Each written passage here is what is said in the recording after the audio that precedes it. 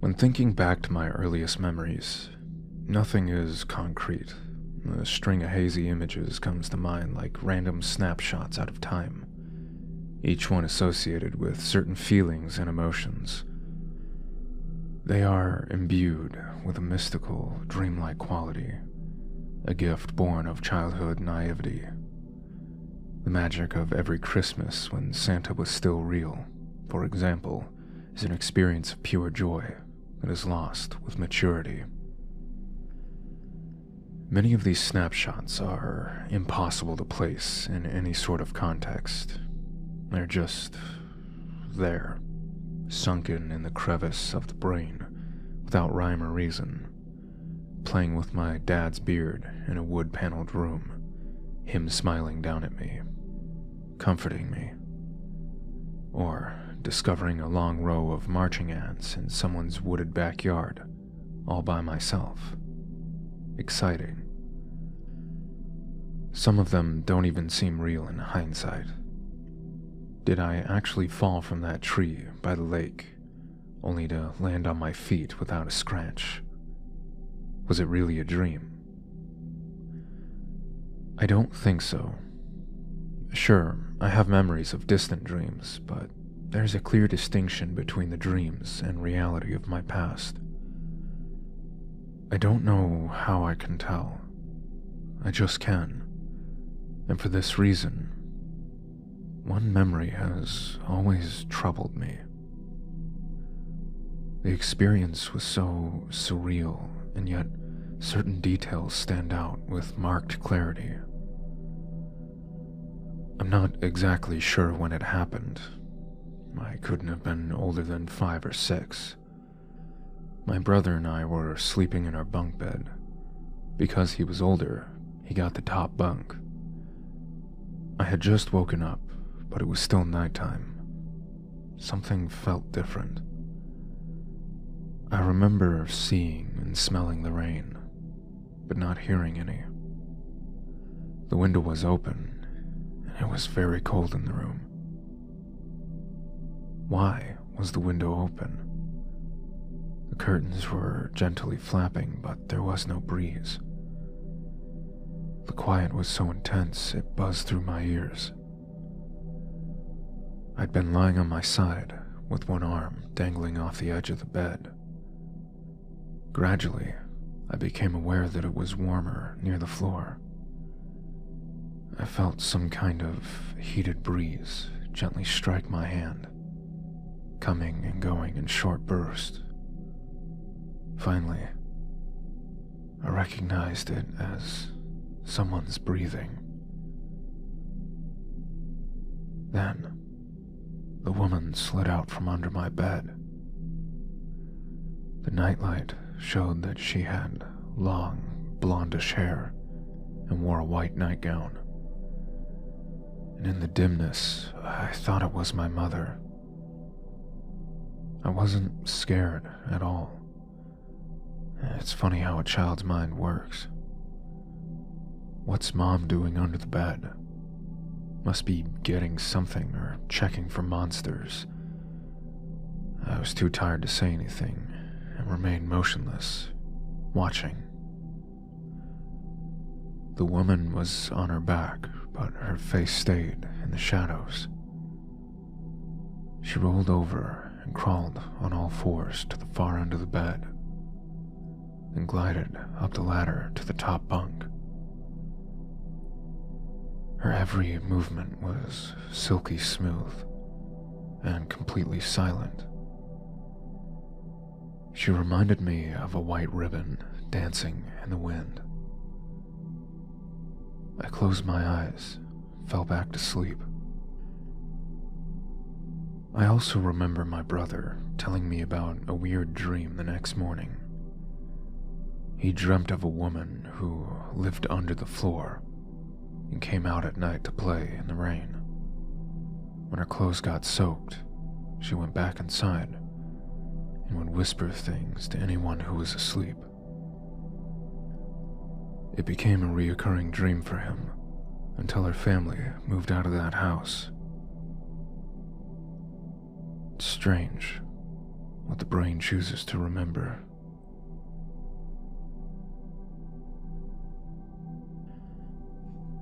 Andrew woke up with a start.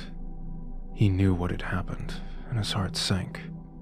The sound of the glass shattering downstairs had done the same to his nerves. It had come in. After weeks of watching and stalking him, the creature had finally decided to break in. The patio doors, made completely of glass, provided it with the perfect entrance.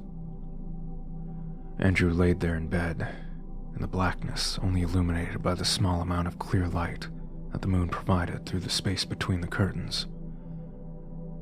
He listened for the creature, listened to see if it was inside, secretly praying that everything would be silent. The terrifying cracking of glass under its feet confirmed his worst fear. It had finally made its way into his home. With this crushing realization, Andrew, now shaking, grabbed his titanium baseball bat and crept downstairs, deeper into the darkness, determined to confront this thing once and for all. Secretly hoping, though, that it would run away when it saw him as it normally did. Andrew stood at the bottom of the stairs, listening. At first, all he heard was the cracking of glass under the creature's feet. Then, for the first time, Andrew heard the creature breathing heavily, as if its throat was blocked by phlegm. The hideous creature snarled and clicked, gradually getting closer to Andrew. Now out of the kitchen, the creature was finally off the glass. It walked almost silently now, strangely more agile than it looked, especially considering how clumsy it ran away. Andrew realized what he had to do. He grasped his weapon tighter and froze, unable to move. He knew he needed to attack it, but he just couldn't. Its teeth, its eyes, its skin. Human, but not quite right. The creature was in the living room now, and edging closer by the second. Yet Andrew was still too terrified to move. Even if it didn't have arms, this creature was the embodiment of terror to Andrew. He stood at the bottom of the stairs, shaking. He could hear the creature getting ever closer, the sickening sound of its distorted breathing, amplified by the almost pitch darkness. The creature was nearly at Andrew. He had one chance to kill it, and he wasn't going to waste it. The creature stepped into the doorway to the stairs. Andrew was hidden just to the left. He swung with great force, hitting the creature in the chest with the bat. The creature staggered back, then stopped and looked at Andrew. Its tiny, wild eyes staring into Andrew's soul.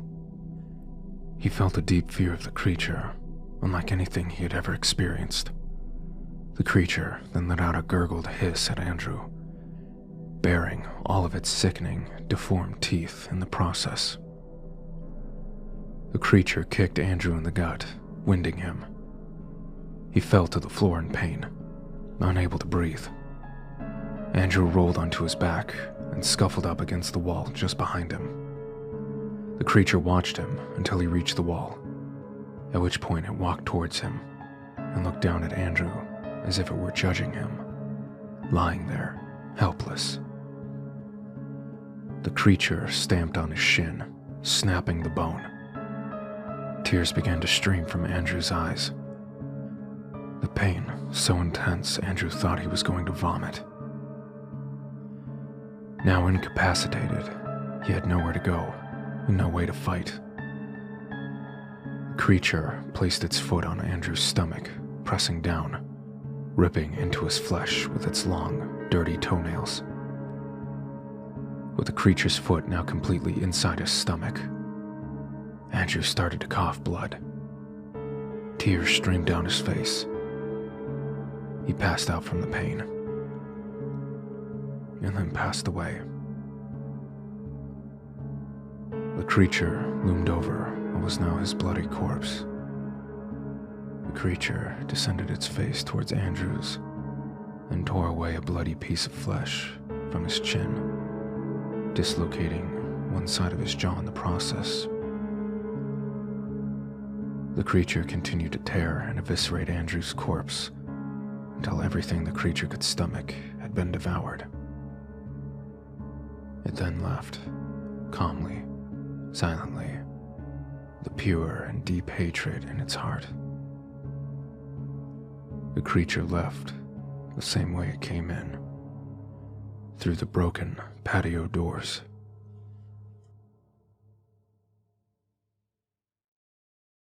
In 1983, a team of deeply pious scientists conducted a radical experiment in an undisclosed facility.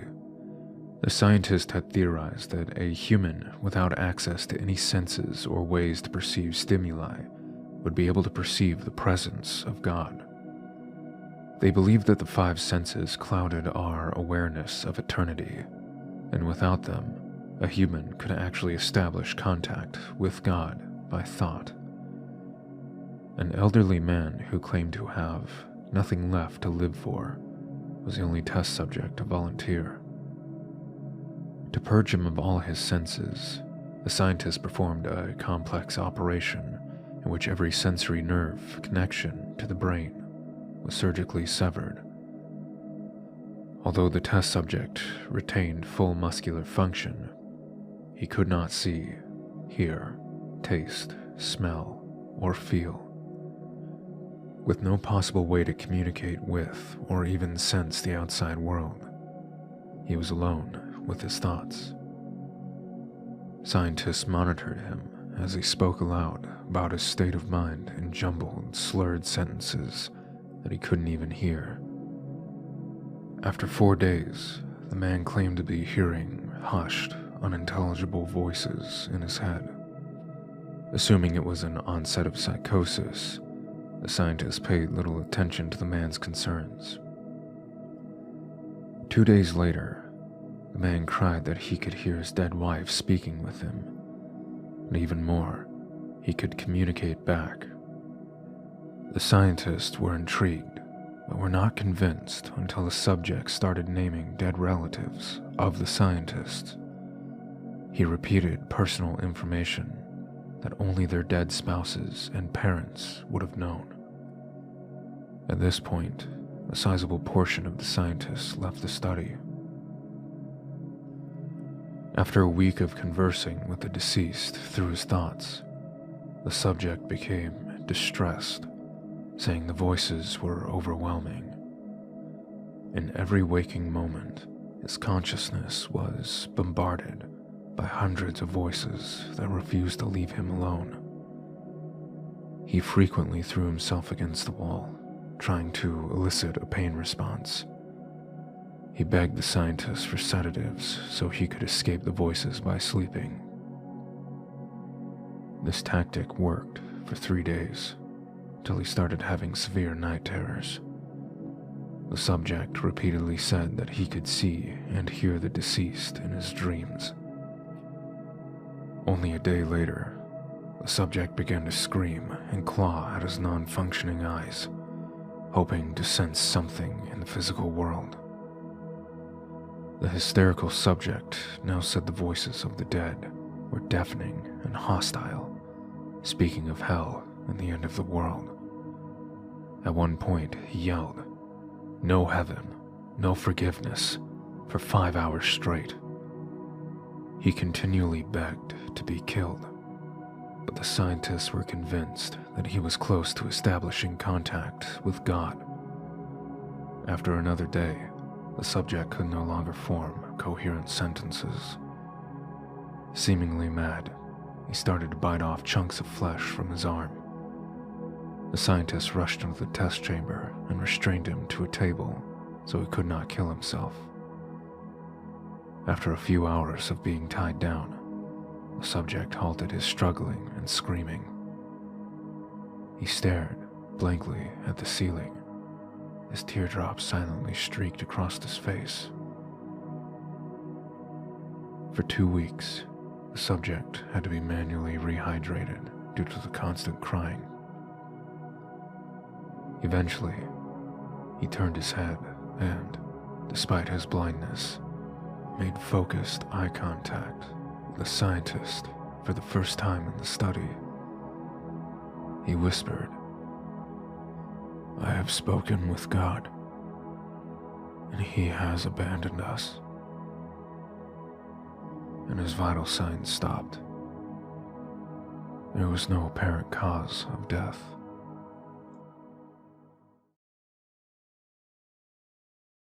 This morning, I stepped out of the shower, and the bathroom was fine. White walls, white tiles, sink and counter with toothpaste crusted all over. 3 out of the 4 light bulbs over the mirror were still good. 100-watt, clear bulb, blinding bright in the small white bathroom. Like always, I was late, so I skipped shaving. She liked it when I didn't shave anyway. I was thinking about doing mutton chops. She'd get a kick out of that. I passed the mirror and noticed I was grinning. I didn't even know I was grinning. I'm in the bathroom tonight, before bed. There's something wrong with the lights. All 3 are on again, but they glow kind of brown and don't really light up the rest of the room. I should get more bulbs from the kitchen. I should, but I'm busy. The date was shit, and she shut her apartment door on me. You'd think that would wipe off the stupid grin from this morning, but I came back in the bathroom, and, in the mirror, my face was still doing it. If I touched my face, it doesn't feel like a grin, but there it is in the mirror. In the brown light, it's hard to make out, but have you ever actually counted how many teeth show when you smile? I lean in close. 1, 2, 3, 4. I didn't know my mouth was so wide. 9, 10, 11. I can't do mutton chops after all. Corners of my lips are out to my ears. Still doesn't feel like a grin, but I kept counting for curiosity. 36, 37, 38.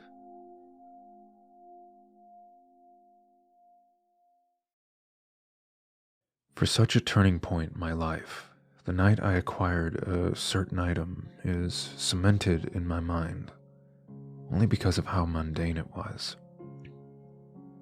I didn't chance upon a dusty tome buried amidst a pile of moldering books in a university library, nor did I chance upon a madman with a basket of trinkets in a Bangladesh backstreet.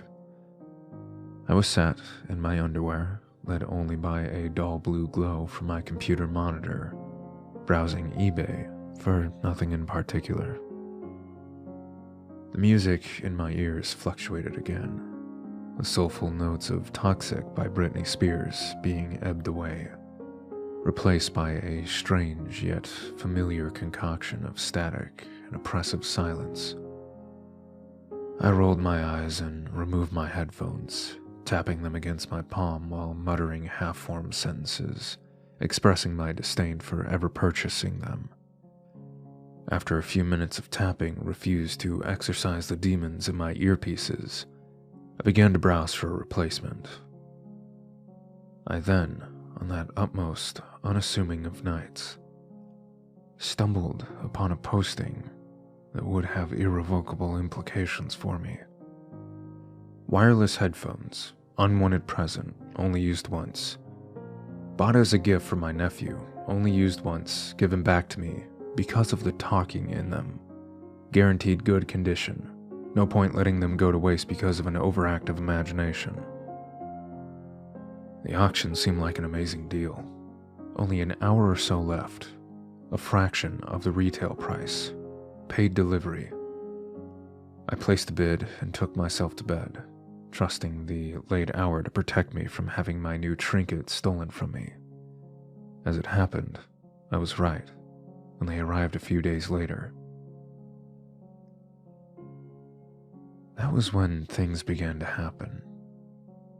As I connected them to my PC, I could feel a strange heaviness to the air, like the charge in the air before a thunderstorm. I dismissed it easily enough. I thought it was simply a symptom of the muggy summer air. An hour or so later, permitting the things to accrue a decent amount of charge, I placed them on my head and flicked the power switch. I was surprised to find, however, there was no background static. There was a deep silence. Childish as the notion seemed at the time, it felt just like the silence of a tomb. There was also the hint of another sound, the raspy hiss of a whisper on the edge of hearing. I cast it from my mind and tested the sound quality by playing a classical piece, the finale to Swan Lake. To my eternal shame, I felt a flutter of relief as the beautiful notes of Tchaikovsky's ballet cut through the silence. After a few minutes, however, I was pulled away from the reports I was busying myself with, as I heard a familiar buzz of static in my ear. Only now, with a disturbing new sound mixed in.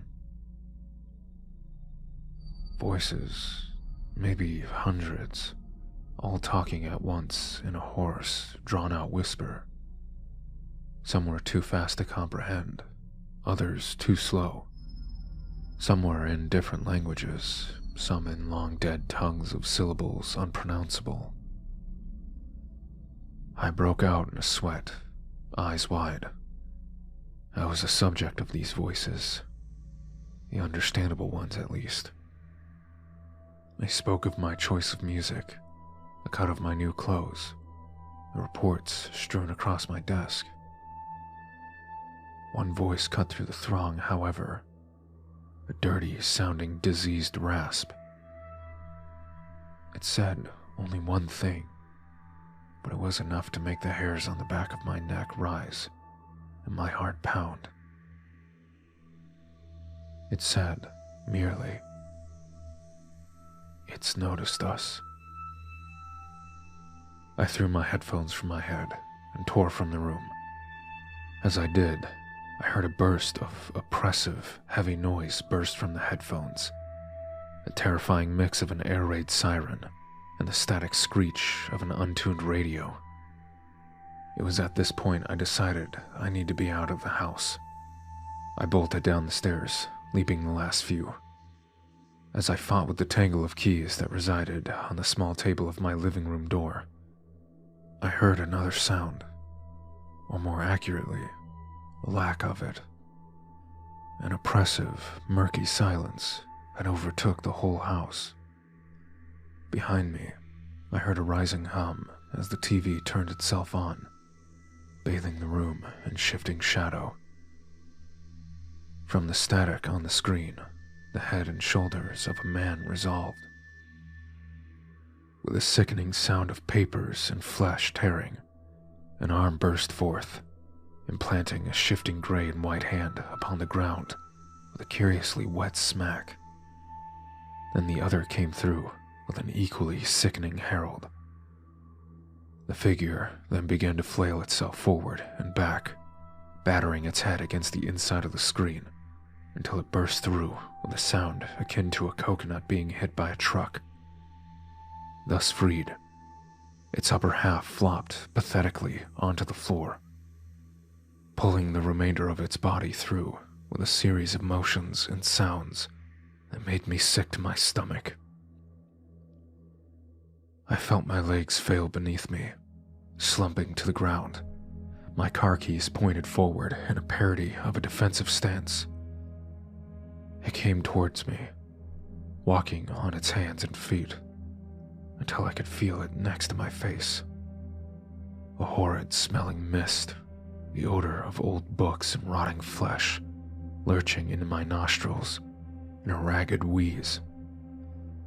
I tensed up, waiting to feel jaws on my throat, hands around my neck, anything. But none came.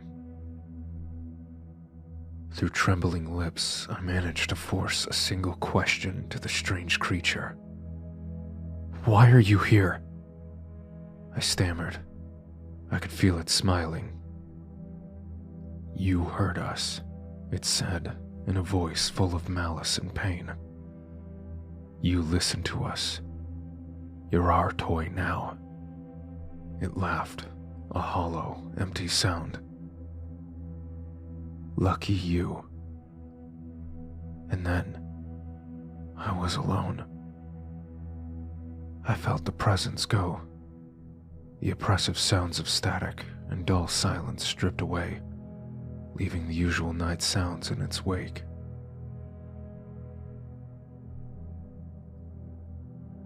I don't know how long I lay there, staring at nothing, before sleep overtook me. When next I awoke, I took the headphones and gave them to a charity shop, a symbolic gesture, for now those terrible specters visit me nightly. And that horrible, shifting man, their herald, getting their fun from seeing my human fear. That brings us to the real reason I'm telling this story. Be careful when you stare into a screen of static, or hear what a rational man would assume to be interference of your headphones, or even when you're in complete silence. Be careful not to listen too closely, for strange and terrible things lurk in that maelstrom of black and white. And once they find you, you will never, ever be free.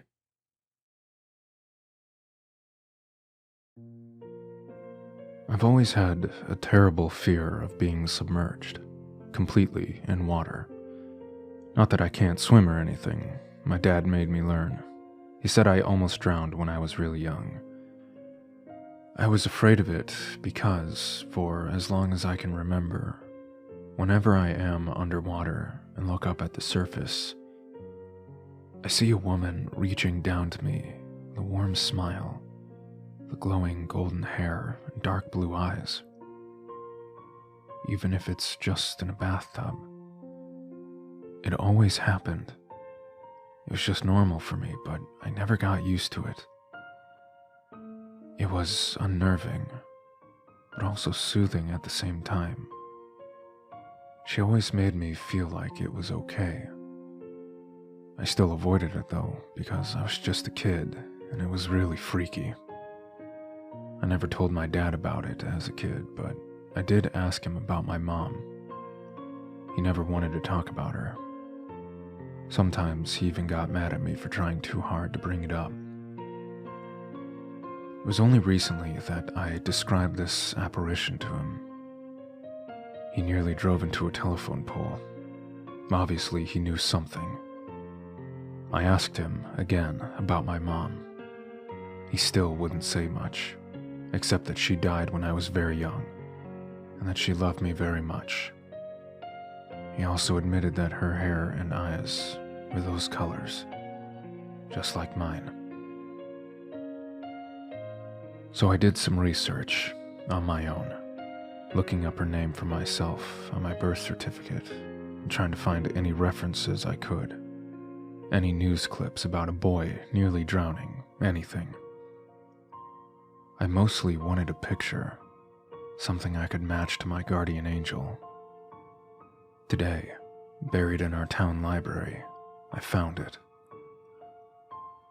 Winchester, Marie Wythe, 28, drowned to death yesterday evening after climbing a razor wire fence and fleeing to a nearby reservoir.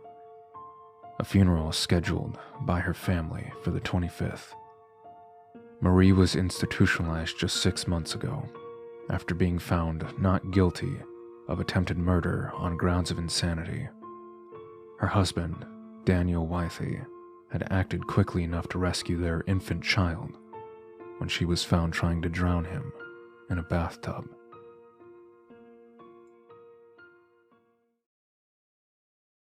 Sirens blared through the still night sky. In a haze of flashing red lights, I slowly opened my eyes, thoroughly confused about what was going on. I was in my car, the windscreen in front of me shattered to bits. My head throbbing, something awful. I looked beside me, and there she was, knocked unconscious. Or worse, dead. It all came back to me in a flash. The missed steer, the car smashing into the side of the building. I tried to remember what I had tried to avoid which caused the fateful swerve, but my mind drew a blank. Ambulances had already arrived at the scene. There were a couple of paramedics prying the passenger side door loose, pulling her out, and placing her onto a gurney.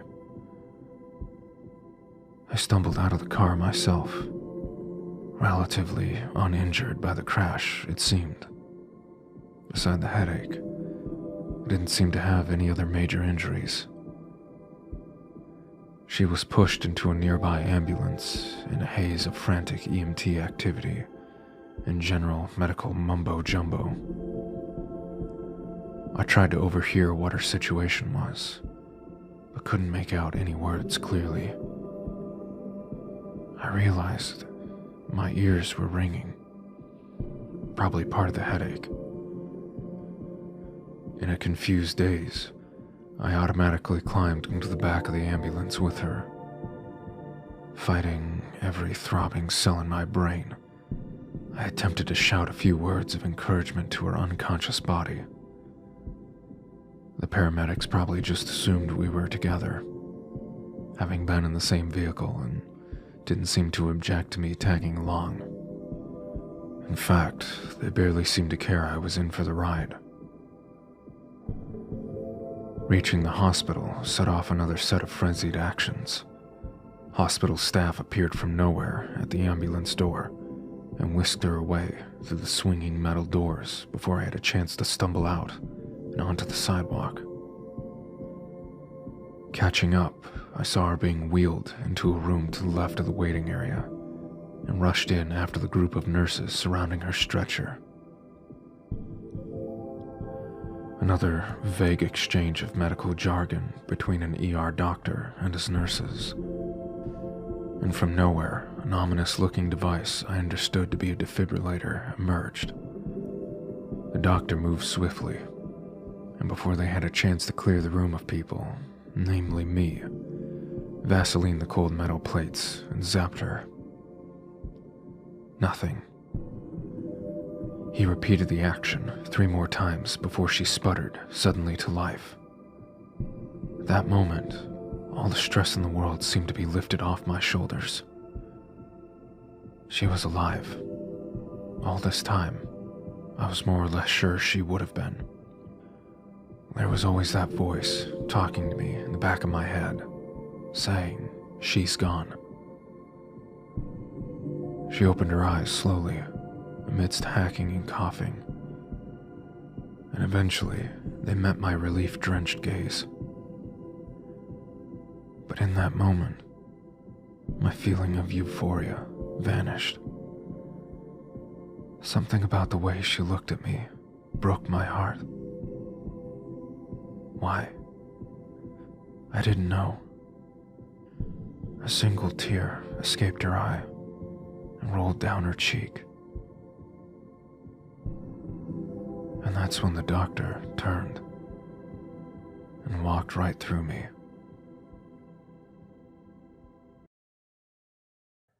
It's 3 a.m., and you've been up all night on a horror binge.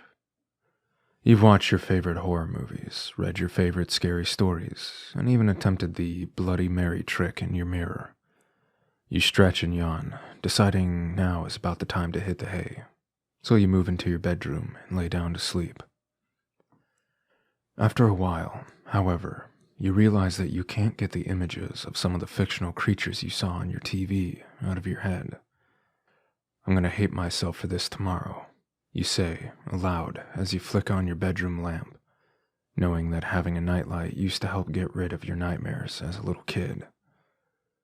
Within minutes, you're close to sleep, snuggled up, comfortably under the blankets, with your eyes closed and more pleasant thoughts on your mind. That is, until you detect something moving in front of the light, casting a shadow over you. You blink, beginning to turn towards the lamp before a rotting hand grabs hold of your shoulder. Thanks for turning on the light. I wouldn't have been able to find you in that darkness.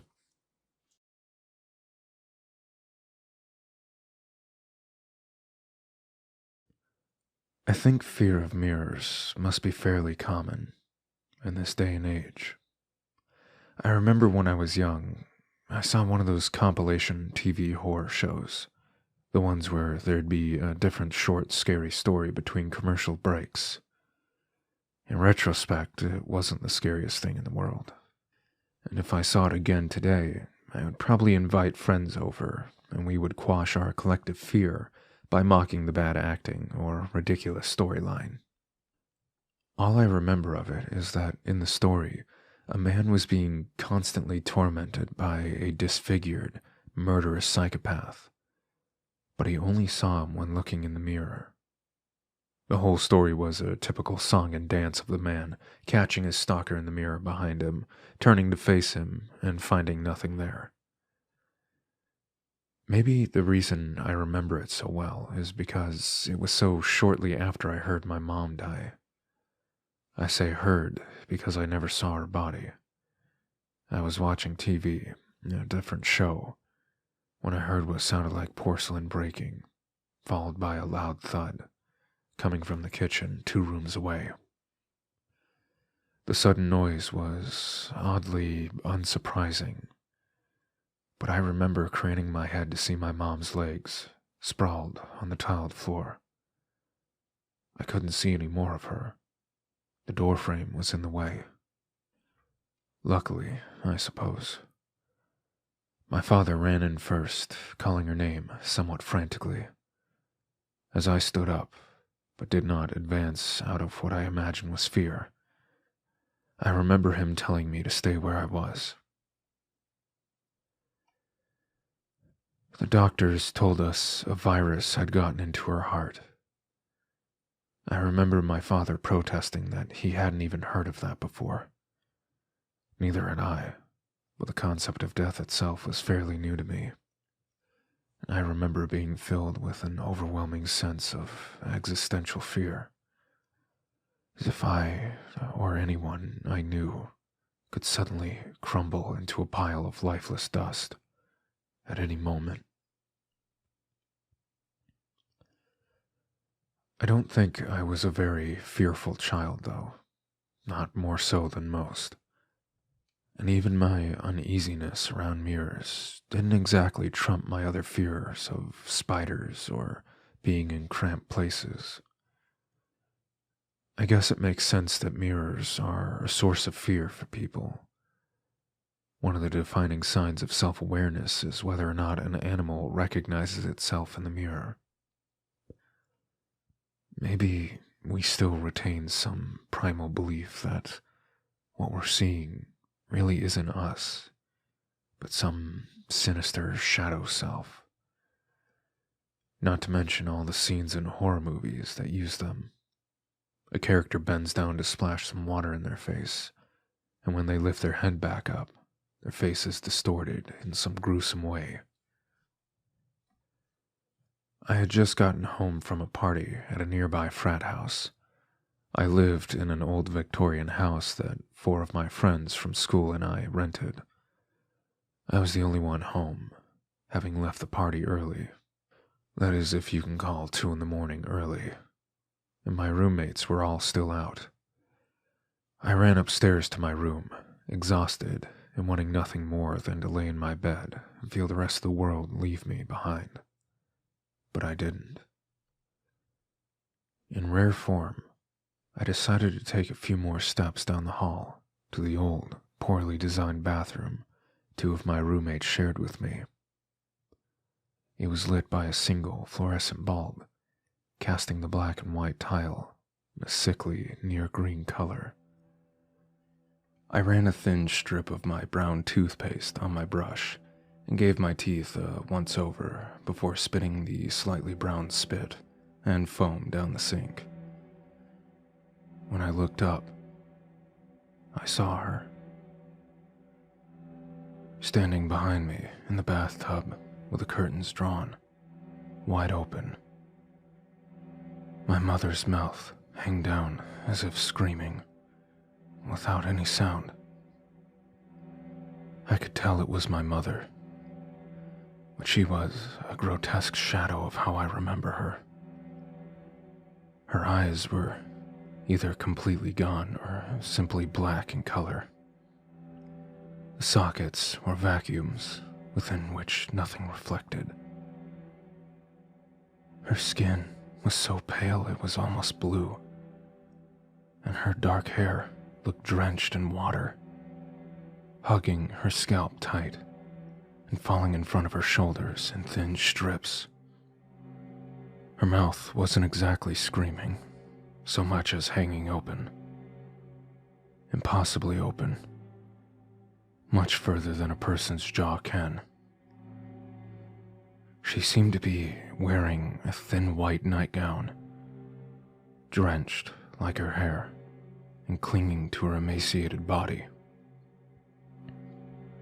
Her stick legs looked like they were going to buckle under her weight, while her arms reached back against the walls. I must have only seen her for a second before turning, screaming and falling backwards, slamming hard against the tiled floor. The tub was empty. There had been no sound, and now, as the echoes of my cry dissipated, I could only hear my heavy breathing. I don't know how long I lay on the floor of the bathroom, the fluorescent bulb dully buzzing as it became too frightened to even move. Eventually, I heard the downstairs door swing open as a parade of drunk college boys and their floozies poured in for the night. They found me on the floor and thought it was hilarious that I was so drunk I'd almost passed out in the bathroom. I never saw her again. I never want to see her again. And every day, I wish I hadn't. There are myths of people being scared to death or being haunted by dreams of a single event for their whole lives.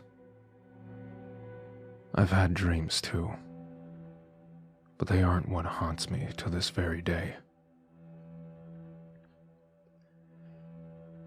When someone you love dies, you tend to forget everything bad about them, and eventually, your fond memories of them just coalesce into a fondness you share with everyone else that knew them.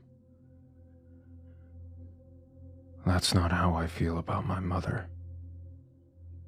I was too young to have endless, loving stories about her. Instead, all I can remember is her face that night in the mirror. My story doesn't end with me taking my own life or anything dramatic like that. I have thought about it, though. I tried putting a length of rope across my neck one day and squeezing, just to see what it would feel like. But I would never go through with it. It isn't so much that I want to live. What bothers me the most is that I don't know for sure what happens when we die. Nobody knows. But what I saw that night in the mirror makes me think I do. Jonathan Felix sat back in the chair after affixing the final electrodes to his skull. He is currently reclined in one of the most expensive private scientific investments in the world, and today was the fruition of his and many others' efforts. The aim of the project was to open a human being's mind and allow them to perceive one of the spatial dimensions above the mediocre 3. The actual result was still a point of contestation, but it was suspected that the individual would be able to study all possible universes that could be created from his actions, and then choose one that he wished to follow. A man whose every action could be perfect, as he had already witnessed the results. Felix had jumped at the opportunity because he was young and headstrong, in his early 20s and brilliant in the field of quantum mechanics. He was relishing the opportunity to apply the usually theoretical aspects of his craft to a physical medium. He gave the final thumbs up to the techs behind the safety glass, and they activated the first stage of the machine. A microphone in the room relayed his words as the process started. "If I have seen farther than others, it is because I have stood on the shoulders of giants." Imitation was the greatest form of flattery, he thought, with a grin.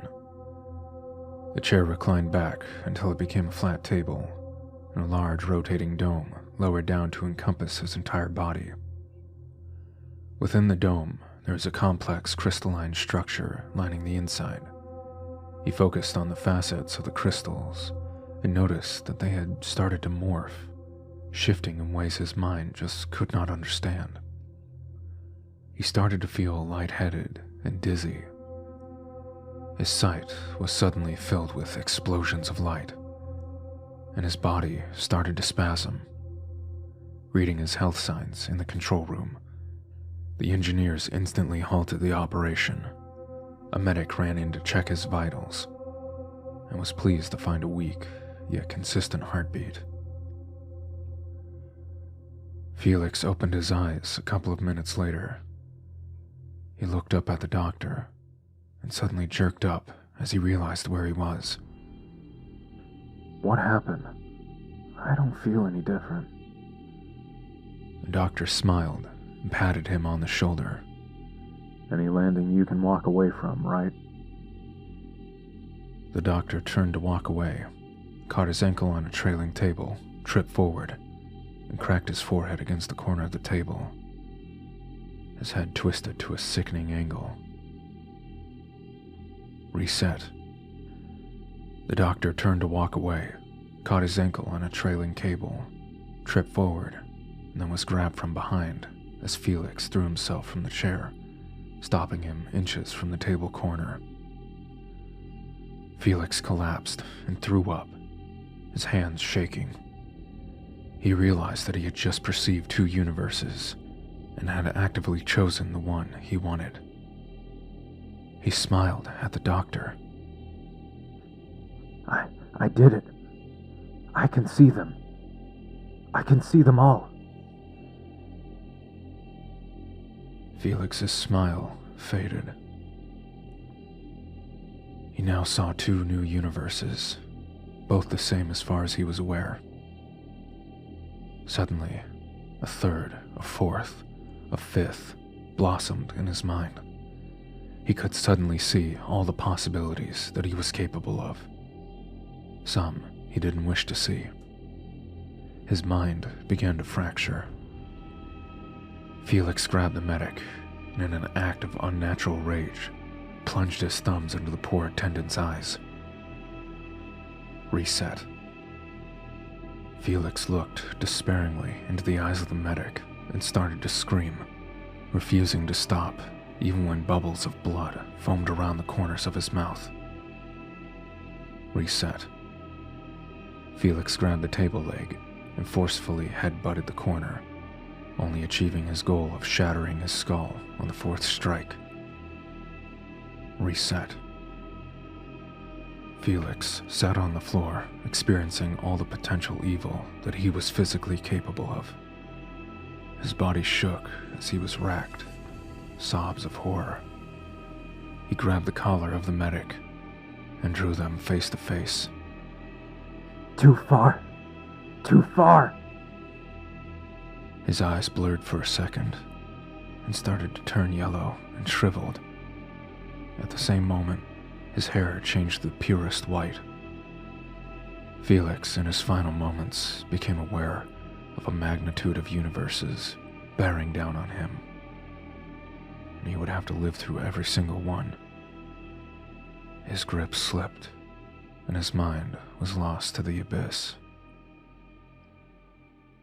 Reset. In rural Wisconsin, there is an old abandoned park, built in the 1920s. It served as the town's gathering place for everyone. That is, until a newly developed train and tunnel for tots ride was installed in 1932. It was an innocent-looking childish train, with one main mechanized head car, with 3 small trolleys pulled behind it. It went around some loops before going into a small tunnel. However, this is where the story gets strange. There are numerous cases of child deaths that year, all of them happening after the child rode on that train system. Some kids went missing in that short tunnel, about 10 feet, and others went comatose after leaving. One, upon exiting, was found to be dead. Her dress was covered in what looked like small, bloody handprints.